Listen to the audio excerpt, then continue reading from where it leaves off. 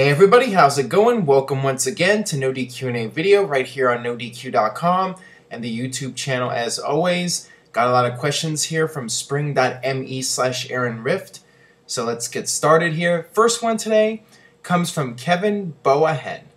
Do you think the WWE has to add a screwy finish to make the matches and shows more interesting? Well, I think the deal here is that WWE tends to back themselves into a corner booking-wise.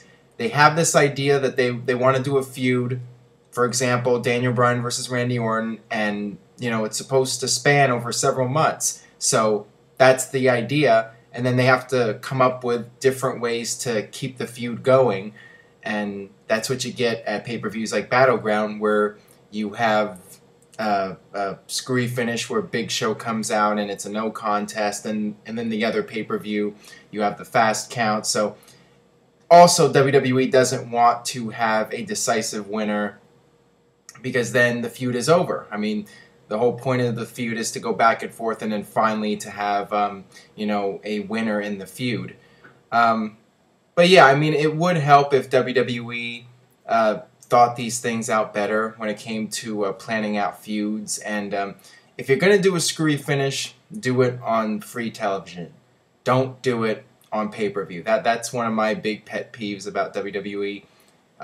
People spend $50, $60 to watch a pay-per-view and they want to see a decisive finish. So if you're gonna have a feud go several months, like Daniel Bryan versus Randy Orton, maybe have a match on TV, and then that can be indecisive, and then you build up to the pay-per-view match where fans that order the pay-per-view will be guaranteed a winner.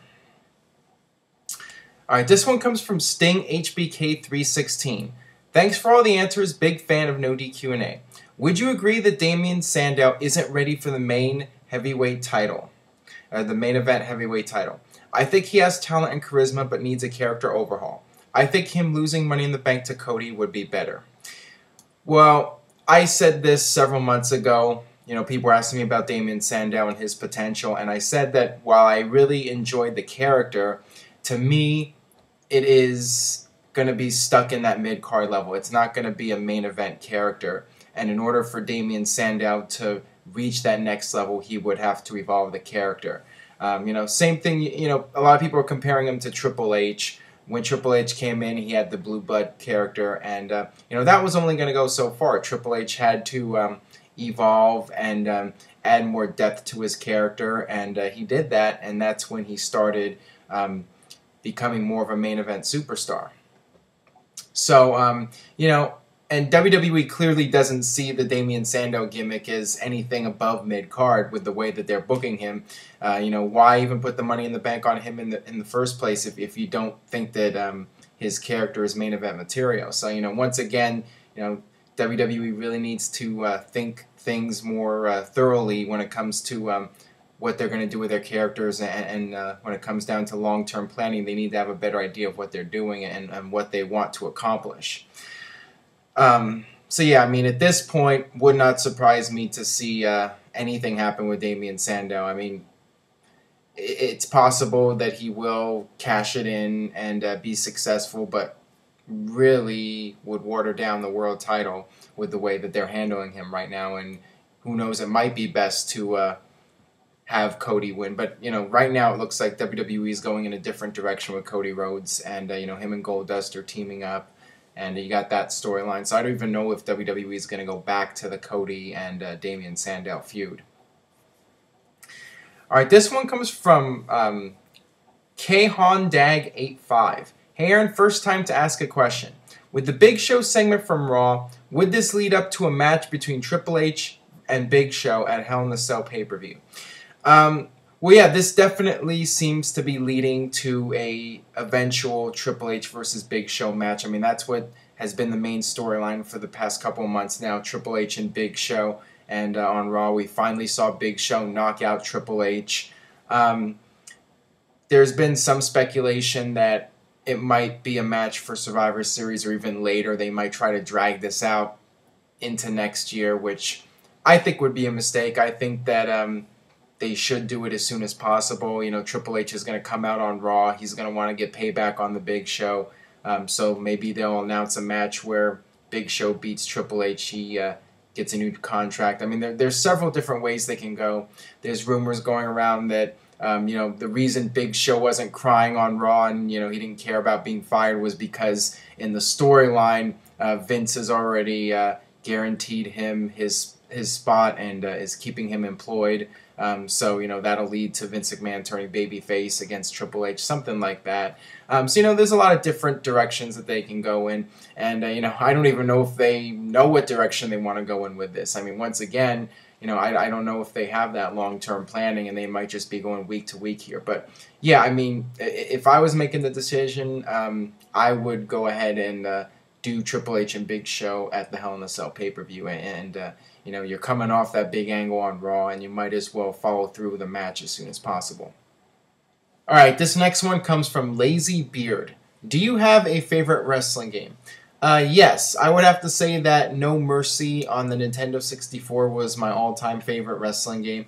I thought it was perfect. I loved the gameplay, the grappling system, the counters, and you had the backstage levels, and also the ability to change the looks of the different wrestlers. Like, I had so much fun with that, just messing with the wrestlers. Like, I would make Farouk white and make Bradshaw black, and you could make Stone Cold Steve Austin stunning Steve Austin. You could do whatever you wanted with the wrestlers and change them however you wanted to. And you had lots of different moves and the animation, everything about it. I mean, it really, in my opinion, was the perfect wrestling game. And in a close second would be WrestleMania 19, and then in third would be Day of Reckoning. And if you follow NoDQ over the years, you know that I used to do NoDQ CAW, the fantasy league, and had a lot of fun doing that on WrestleMania 19 and Day of Reckoning. All right, this one comes from Fake Folk JKM. Do you see a double, better known as Austin Aries, getting a chance in WWE? Well, first off, I really don't like that nickname. I hate that AW nickname, actually. They have double A for Arn Anderson, and reversing it, I mean, it's just lame. So was never a big fan of that name, but anyways, getting to your question here. He already had that opportunity. WWE had him as part of Tough Enough, and he didn't even make the cut there.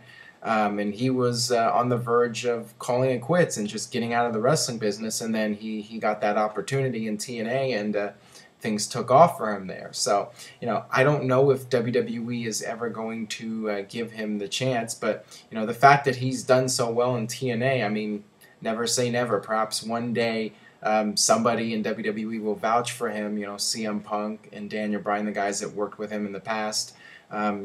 Maybe Austin Aries can get his foot in the door and have an opportunity on the big stage in WWE. All right, this one comes from the Potato Lord. Do you think that this corporate storyline has been good or bad for the Shield?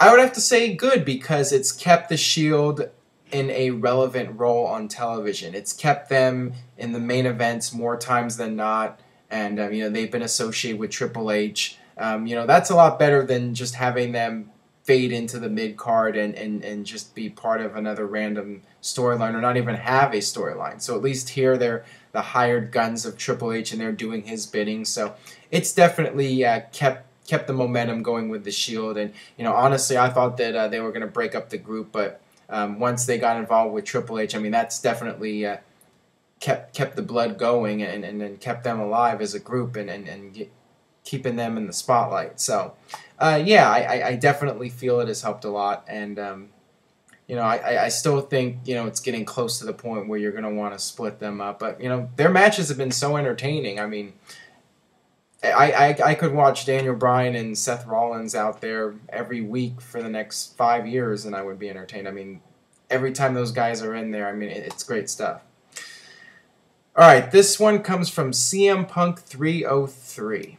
Hey Aaron, longtime fan of the YouTube channel. My question is, how would you feel about having 4 championships in the WWE? The WWE title, Intercontinental, Tag Team, and Women's Championship.